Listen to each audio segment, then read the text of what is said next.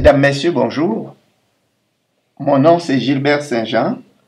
Nous entamons le thème de notre émission aujourd'hui qui est la mission de l'Église. Comme vous voyez, je suis accompagné d'autres collègues. Il y a à ma droite Daniel qui va se présenter. Bonjour, mesdames, messieurs, mon nom c'est Daniel Saint-Jean. Oui, ce thème de mission, la mission de l'Église, c'est un thème qui m'intéresse beaucoup et ça me fait plaisir de faire partie de ce groupe qu'on va discuter ensemble et Aurel va vous présenter aussi. Bonjour mesdames et messieurs, mon nom c'est Aurel Raymond et je suis ravi d'être parmi vous au cours de cette émission où nous allons apprendre ensemble ce que Dieu a pour nous quant à la mission de l'Église. Pour débuter, en premier lieu, Daniel, on va faire comprendre à nos chers téléspectateurs que nous sommes en quête de la vérité. Nous n'allons pas faire comme les autres, pensant que nous avons le monopole. C'est pourquoi nous avons avec nous un théologien, Aurel, Daniel qui est diplômé en théologie. Moi, je fais quelques études aussi. Nous allons faire le mieux que nous pouvons pour offrir à nos téléspectateurs la vérité. Alors, nous sommes en quête de la vérité. Aurel, qu'en pensez-vous? Je pense que c'est un sujet d'actualité, surtout avec tout ce que nous sommes en train de vivre dans ces temps qui sont les derniers. Il faut bien placer l'Église dans son contexte et définir exactement ce qu'est la mission de l'Église afin de ne pas être emporté par, comme dit la Bible, par tout vent de doctrine, de ne pas se laisser emporter par ce qu'on appelle aujourd'hui Église, mais qui en fait ne sont que des dépanneurs et des business, comme on peut le constater dans ces derniers temps. Tout à fait, parce que, comme Gilbert a dit, nous connaissons en partie, nous prophétisons en partie, comme l'apôtre Paul l'avait dit, et que l'Église vraiment, comme qu'on nous le présente, c'est pas comme Jésus-Christ, comme qu'il avait fait avec les 12. Il s'est réuni avec les 12 et il a montré, selon la Bible, ce qu'est une Église. Et cette Église-là, c'est une Église qui va durer tout le temps, parce que nous les hommes, on est en passage dans ce monde, mais l'Église que Jésus-Christ lui-même a fondée avec les 12, cette Église va durer tout le temps. Mais malheureusement, nous avons vu aujourd'hui où la façon dont on nous présente l'Église, on nous le présente d'une façon comme c'est l'Église de quelqu'un, ou c'est l'Église d'une organisation, ou c'est l'Église de l'Église, la grande Église, qui n'est pas l'Église que Jésus-Christ nous a présentée avec les 12. Il ne faut pas aller d'eau de la cuillère, Daniel. C'est des véritables rockstars. Il y en a même qui prétendent qui va être le premier millionnaire parmi ces rockstars. Ces gens-là, ils se nomment prophètes, ils se nomment docteurs, ils se nomment révérends, ils se nomment bishop, archibishop.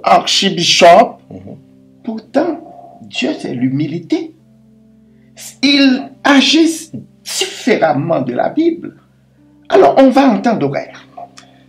En premier lieu, je voudrais qu'on s'attarde sur une définition claire de ce qu'est l'Église, avant même d'aborder qu'est-ce qui entoure l'Église, qu'est-ce qui fonctionne dans l'Église et qu'est-ce qui ne fonctionne pas. Il faut vraiment... Moi, j'aime toujours remonter à la source, parce qu'à la source, l'eau est toujours pure. Il y a une chose que j'ai dit souvent.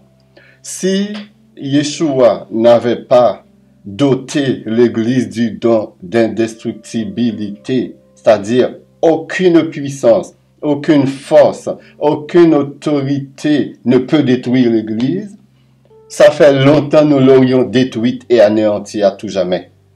Parce qu'on en fait aujourd'hui ce qu'elle n'a jamais été et c'est pourquoi Jésus ne l'avait pas créé, cette Église. Et si on veut vraiment remonter à la source pour définir l'Église, il faut remonter à l'Ancien Testament. À l'Ancien Testament, lorsque dans le désert, il y a eu le premier rassemblement, parce que l'Église, c'est une assemblée. L'Église, c'est un rassemblement de croyants, de sauvés. Et la première Église, si je pouvais dire ainsi, est née dans le Sinaï, le désert de Sinaï. Et c'est là que Dieu avait demandé à Moïse de rassembler le peuple parce qu'il allait intervenir pour parler au peuple. Dans l'Ancien Testament, ça ne portait pas le nom d'église, ça portait le nom de Keïla ou Keïlo. C'est avec le Nouveau Testament, et puis quand on dit ce qu'avec lequel je suis pas d'accord, que le Nouveau Testament a été écrit en grec, l'Ancien Testament en hébreu. Moi, je crois que la Bible a été écrite en hébreu. Ça, c'est mon opinion. Il y a des gens qui peuvent être contre ou pour. Je crois que la Bible a été écrite en hébreu. Et dans le Nouveau Testament, qu'on croit être écrit en grec, le mot ecclésia est intervenir pour église. Mais ce que souvent les théologiens ne nous disent pas, le même mot qu'on définit pour l'église chrétienne, c'était le même mot qu'on utilisait pour les rassemblements païens également. Donc les rassemblements païens, on les appelait aussi églises, parce que c'était des rassemblements de gens pour adorer d'autres dieux. Donc c'est pour ça qu'il faut toujours remonter à la source pour bien définir les choses. Oui, tout à fait. C'est pour ça qu'il faut mettre en perspective l'Église. Quand on parle de l'Église, c'est pas l'affaire de quelqu'un. C'est pas l'affaire d'un pasteur ou d'une mission. C'est l'Église, c'est Jésus-Christ, c'est Yahshua même qui a fondé cette Église. Et cette Église que Yahshua a fondée avait une mission bien déterminée. Et nous avons vu à travers la Bible où la toute première mission, c'est de prêcher l'évangile, la bonne nouvelle du royaume de Dieu. Et cette mission, de quelle façon qu'il faut le faire? Il faut le faire selon l'inspiration de la parole de Dieu, pas selon notre propre philosophie ou pas selon notre propre imagination. L'autre mission importante de cette église-là, c'est de préparer un peuple qui va être là, lors du retour de Yahshua sur cette terre, qui va être des sacrificateurs, et ces sacrificateurs-là vont être là avec Yahshua pour la continuité de cette église-là. Oui. Et moi, ce que je vois aussi, tu te souviens, c'est au jour de la Pentecôte, il y a des gens qui se réunissent, quand on parle des premiers chrétiens, et on regarde ces gens-là se réunissent en communauté. Ça veut dire que tu apportes vos biens. Moi, j'apporte tout ce que j'ai sur la table. On le partage ensemble. Il y avait l'amitié, il y avait l'amour, il y avait la communication, il y avait la communion. Mais aujourd'hui, Daniel, chacun qui aimerait, au lieu de se réunir, d'aller mettre sur table, et mettons, une institution pour partir un business. Non, maintenant, ils veulent partir une église au lieu de partir un business. Parce que l'église, ça rapporte. L'église est devenue un véritable dépanneur. L'autre à côté, quand il a besoin de faire beaucoup d'argent, réunissent des fidèles et avec des versets qui ne se rapportent même pas à la Bible. Leur propre philosophie, leur propre intention dans le but premier, c'est le pouvoir et l'argent. Il n'y a pas d'objectif pour ces gens-là. Ils se nomment prophètes. D'abord, c'est des faux prophètes. Il faut les dénoncer pour dire aux gens, il y a un passage biblique qui dit par manque de connaissances, mon peuple périt. Quand je vois Haïti même, mon pays d'origine, c'est une véritable industrie. Tous les gens viennent de partout. Oui, je vais amener l'évangile. Au lieu d'amener une industrie, d'amener du pétrole, d'amener du gaz, d'amener du travail pour le peuple, ils amènent l'évangile. Pourtant, le peuple périt. Ce n'est pas le vrai évangile qu'il amène. Justement, l'église, ça doit être une communauté. Une communauté, ça veut dire c'est tout le monde qui se réunit ensemble, ben, il y a des leaders, justement, parce que Yahshua lui-même avait dit dans la Bible, on appelle un comme pasteur, comme docteur, comme évangéliste, et tous ces gens-là doivent se mettre ensemble pour l'accomplissement de l'Église. Et si pendant qu'on est dans l'Église, dans l'organisation de l'Église, et que qu'on devient riche, ou qu'on a de l'argent, ou quoi que ce soit qu'on a, ça devrait être au service de la communauté. Et moi, si je deviens un docteur, un gars très intelligent, et cette intelligence-là, je dois le prendre avec beaucoup d'humilité. C'est Yahweh, Dieu, le Créateur lui-même, qui m'a créé, c'est lui qui m'a donné cette intelligence-là. Et cette intelligence-là doit être au service des autres. Et les autres qui sont là autour de nous, la vraie mission qu'on a pour ces autres-là, c'est de les former pour qu'ils comprennent c'est quoi le vrai évangile. Et ces gens-là, nous devons aussi leur permettre d'aller lire leur Bible et de demander à Dieu d'ouvrir leur intelligence pour qu'ils puissent comprendre et que c'est par la révélation, par l'Esprit de Dieu qu'on arrive à comprendre ce que Dieu nous demande de faire dans l'Église. Je crois que c'est très important ce que tu viens de dire. Lorsque Jésus a eu une conversation avec Pierre, et ça c'est après sa résurrection, il a dit à Pierre, « Pierre, m'aimes-tu » Pierre a répondu, « Seigneur, oui, je t'aime. » Il a posé la question une deuxième fois à Pierre, « Pierre, m'aimes-tu » Pierre a dit, « Oui, je t'aime. » Il a posé la question une troisième fois à Pierre. Je ne sais pas s'il voulait rappeler quelque chose à Pierre.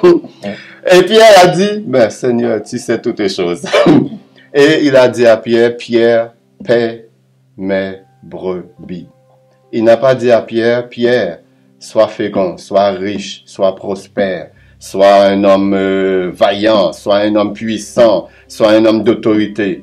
Pierre, paie mes brebis. » Ce qui est important pour notre Sauveur, notre Seigneur Yeshua, c'est vraiment ses brebis. Et aujourd'hui, on voit beaucoup de bergers qui se présentent comme étant des appelés, mais qui n'ont jamais connu le maître, qui n'ont jamais connu le grand berger, le bon berger par excellence. Et ces gens, ils deviennent des loups, ils dévorent les brebis du Seigneur.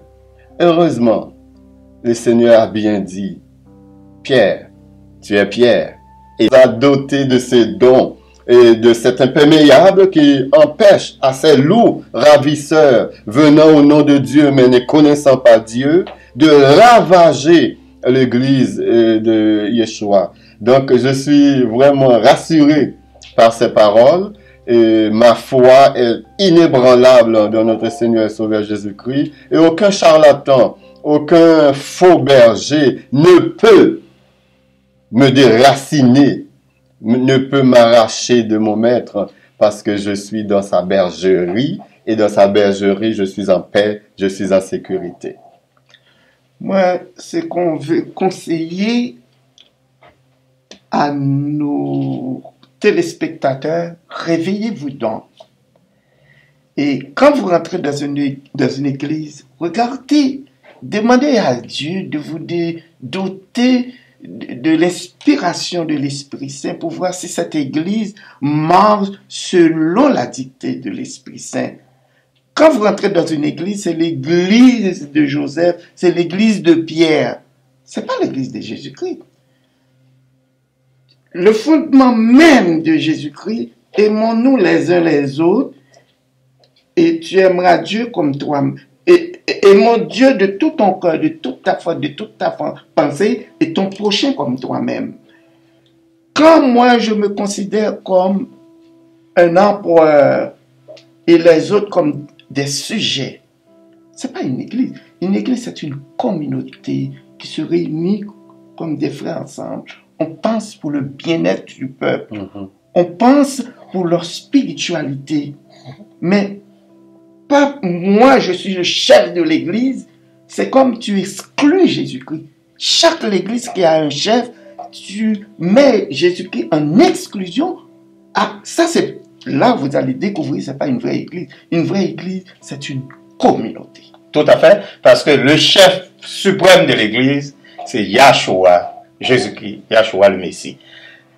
Nous, que Yahshua, les gens que Yahshua ont mis dans l'église pour diriger l'église, ce sont des serviteurs. Il avait bien dit aux disciples, vous êtes là pour servir, pas pour se faire servir. Vous êtes là pour servir les autres. Ça veut dire que vous devez être des gens avec qui ont beaucoup d'humilité. Vous devez être là pour enseigner les autres. Vous devez être là pour leur montrer le droit chemin.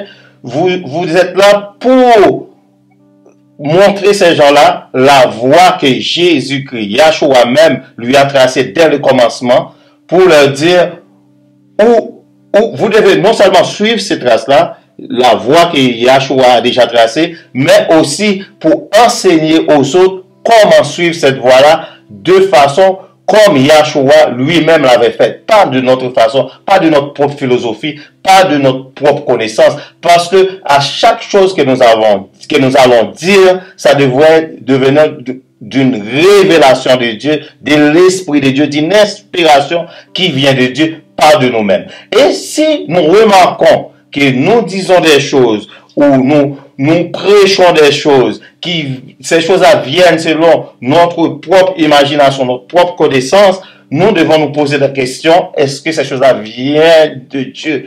Parce que les chrétiens qui sont là à l'église, qui nous écoutent, ils sont pas là pour nous écouter nous-mêmes, ils sont là, nous sommes des instruments que Dieu a mis devant ces gens-là pour permettre à ces gens-là de comprendre l'autorité suprême de Dieu.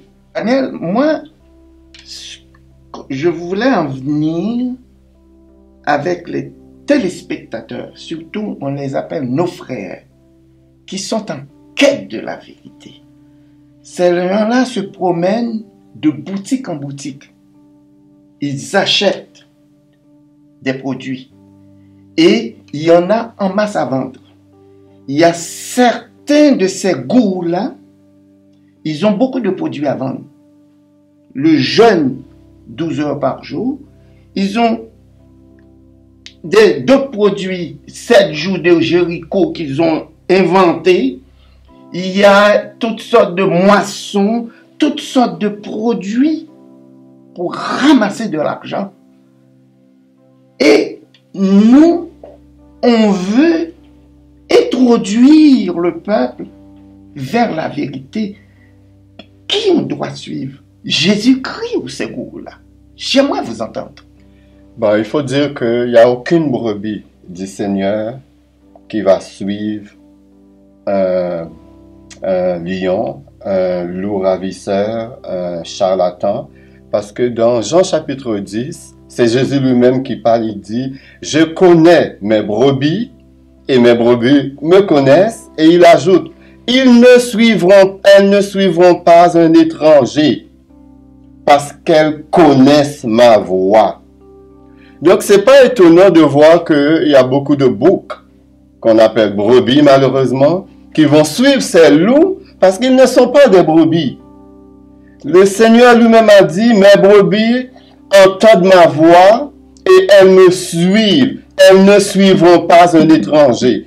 Donc, si tu es en train de suivre un étranger, tu es un bouc. Tu n'es pas une brebis. Parce que les brebis du Seigneur ne vont pas suivre un étranger. Il est clair là-dessus. Il y a une autre chose qu'on peut ajouter. Paul parle dans Romains chapitre 8. Paul dit, le Saint-Esprit rend témoignage à notre esprit que nous sommes enfants de Dieu. Et dans le même chapitre, il va ajouter, il va dire, celui qui n'a pas l'esprit de Christ, il ne lui appartient pas. Moi, je peux ajouter, de façon vraiment toute simple, celui qui suit le Christ, c'est parce qu'il a le Saint-Esprit, et celui qui ne suit pas le Christ, c'est parce qu'il n'a pas le Saint-Esprit. Et ça ramène encore à Jean chapitre 10. Mes brebis entendent ma voix, et elles me suivent, et elles ne suivront pas un étranger. Donc vous, qui êtes en train de suivre des étrangers, des loups ravisseurs, la première chose que vous devez faire, c'est de chercher à connaître le bon berger et de devenir une de ses brebis. Tout à fait. Très bonne leçon. Très bonne leçon parce que l'autre exemple qu'on a à la Bible, pour être des brebis au lieu d'être des boucs, vous n'êtes pas venu à l'église juste pour écouter quelqu'un. Vous êtes venu à l'église, vous avez aussi la Bible. Ok? La Bible que vous avez, le manuel d'instruction que Yahweh nous donne, il faut le lire. Il faut demander à Yahweh d'ouvrir notre intelligence pour le comprendre. Et le meilleur exemple, c'est les chrétiens de Béret. Qu'est-ce que faisaient les chrétiens de Béret? Après avoir écouté la parole, qu'est-ce qu'ils ont fait? Ils ont examiné la parole qui a été prêchée, ils ont lu leur Bible. Après l'analyse, ils vont voir le dirigeant, le ministre ou le pasteur qu'on appelle. Ils vont poser des questions, à savoir le message que vous venez de prêcher et s'il y a des choses à comprendre, s'il y a des choses à expliquer, si selon l'Esprit de Dieu, il y a des choses, des révélations qui n'est pas bien comprises, là, il va discuter avec ce dirigeant-là pour comprendre, pour avoir la vérité de la parole. Malheureusement, aujourd'hui, nous allons à l'église et c'est seulement soit les dimanches ou les samedis, nous voyons notre Bible et c'est ces gens-là qui ont lu leur Bible, c'est ces gens-là qui vont nous présenter la parole et ils vont nous le présenter de n'importe quelle façon. Mais pour le détecter, il faut aussi lire. Il faut aussi demander à Yahweh d'ouvrir notre intelligence pour pouvoir comprendre la parole. Oui. Et juste avant que tu interviennes, c'est de bonne guerre ce que tu as dit. Les chrétiens de Béret, ces Béréens-là, ce n'était pas n'importe qui avait prêché. C'est Paul qui avait prêché. Et Paul, c'était un homme vraiment bien imbu de sa théologie. C'était un homme versé dans les Écritures. Voilà que Paul vient de prêcher. Ces chrétiens avec beaucoup de discernement, ces chrétiens prudents, lorsqu'ils arrivent chez eux, la Bible dit, ils examinaient les Écritures pour voir si ce que Paul vient de prêcher était exact à la parole de Dieu. Aujourd'hui, premièrement, les pasteurs, la majorité d'entre eux, les théologiens, la majorité d'entre eux, leurs paroles sont ex cathedra. C'est-à-dire, lorsqu'ils parlent, il n'y a pas d'erreur dans ce qu'ils disent. Lorsqu'ils parlent, c'est comme si c'était Dieu qui parlait. Ils deviennent des rabbins du 21e siècle. Donc, ça crée beaucoup de problèmes. Et les gens qui sont paresseux spirituellement, les gens qui sont naïfs, tombent dans le panneau, dans leur piège, et ils sont quasiment dans une salle d'attente pour l'enfer, malheureusement.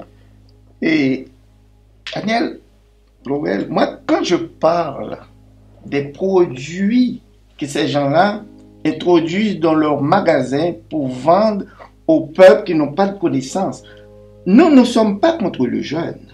Le jeûne, nous voulons que ces gens-là suivent le modèle de Jésus-Christ. Quand Jésus-Christ jeûne, il se retire dans une montagne, dans un lieu retiré, et pour un objectif précis qu'il jeûne. Mais quand je vois ces gens, chaque samedi, chaque dimanche, ou bien mardi, mercredi, Haïti, tout le monde est occupé au jeûne. Ils n'ont pas le temps d'aller travailler. C'est introduire le peuple vers un abîme, les enfoncer dans un trou. Parce que Ésaïe 58 explique clairement qu'est-ce que c'est que le jeûne. Le vrai jeûne, va lire dans Ésaïe 58, vous allez comprendre qu'est-ce que c'est que le vrai jeûne. Moi, quand on m'a dit, aimez mon prochain comme moi-même, quand tu trouves un homme nu, tu lui donnes un habit pour se couvrir. Quand tu trouves quelqu'un malade, tu lui donnes un peu d'argent pour aller se guérir. C'est ça le vrai jeûne. Et même Ésaïe plus bas dit, quand tu cries, voici le vrai jeûne, et c'est là que Dieu va vous écouter et va vous répondre. Alors, moi, je veux que ces gens-là, regarde Jésus-Christ quand il dit, quand on tombe à pieds joints sur nos frères pour les arracher de l'argent, pour donner 10%, qui est à $500, je descends à 400, je descends à 300. qu'est-ce que Jésus-Christ a dit? Tu dois donner selon ton cœur. Est-ce que tu suis Jésus-Christ ou bien tu suis ces gourous-là? Éclairez-vous donc, réveillez-vous, mes chers et téléspectateurs, de ne pas suivre ces gourous-là, de ne pas suivre ces faux prophètes. Il faut suivre Jésus-Christ qui est notre modèle. Tout à fait, c'est pour ça qu'on vous dit de prendre le manuel, la Bible, le manuel d'instruction que Yahweh nous donne. Là, la Bible, tout est là-dedans. Le jeûne, la prière. Et je me rappelle, un membre de ma famille qui m'avait invité à aller dans le jeûne de quelqu'un, dans une église. Je lui ai dit, avant d'aller dans ce jeûne-là, j'aimerais que tu ailles à cette église-là et que tu présentes le pasteur Matthieu chapitre 6 tout le long, Ésaïe 58 tout le long, et qu'on lit ça, et qu'on nous explique c'est quoi la prière, qu'on nous explique c'est quoi les vrais jeûnes, avant de s'embarquer là-dedans. Et non seulement ça, après l'avoir bien expliqué, qu'il nous dit d'aller prier, demander à Yahweh, de nous ouvrir notre intelligence pour comprendre c'est quoi les vrais jeûnes, c'est quoi la prière, parce que c'est pas la superstition.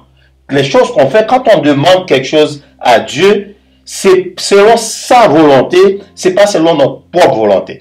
Dieu peut décider, Yahweh peut décider de nous le donner, de ne pas nous le donner. Il sait pourquoi qu'il nous donne, pourquoi qu'il ne nous donne pas. Peut-être le moment opportun n'est pas encore arrivé. C'est ce que je pense du vrai jeûne ou de la prière. Je pense que la prière, c'est l'épine dorsale du croyant, c'est la respiration du croyant.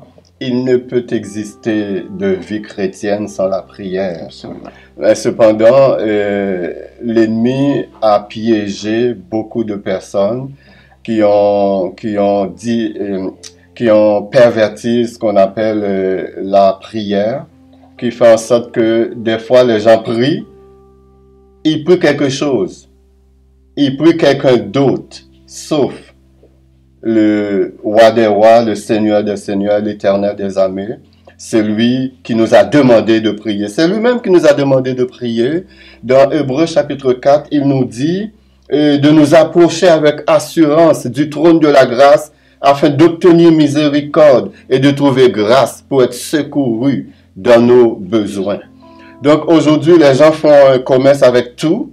Ils ont décidé de tirer profit, un profit financier de ce que Dieu nous a donné comme don, comme grâce, comme bénédiction. Et heureusement qu'il y a un temps de jugement qui est réservé pour ces gens. Il y a un temps où le Seigneur lui-même va leur dire « Arrière-vous de moi, vous qui commettez l'iniquité ». Dans Matthieu chapitre 7, verset 21, le Seigneur lui-même, il y a des gens qui se sont présentés devant lui, et ces gens se sont mis à énumérer leurs merveilles, leurs œuvres. Seigneur, nous avons chassé des démons en ton nom. Seigneur, nous avons prophétisé en ton nom. Seigneur, nous avons guéri des malades en ton nom. Et qu'est-ce que le Seigneur leur répond? Je ne vous connais pas. Donc ça veut dire qu'il y a beaucoup de gens qui font beaucoup de choses aujourd'hui pour Dieu, mais que Dieu ne connaît pas. Et il va dire plus loin dans Matthieu, dans ce même chapitre, Matthieu chapitre 7, il va dire plus loin, celui qui va entrer dans le royaume de Dieu est celui qui fait la volonté de mon Père qui est dans le ciel. Et encore plus bas, il va expliquer c'est quoi la volonté de mon Père qui est dans le ciel.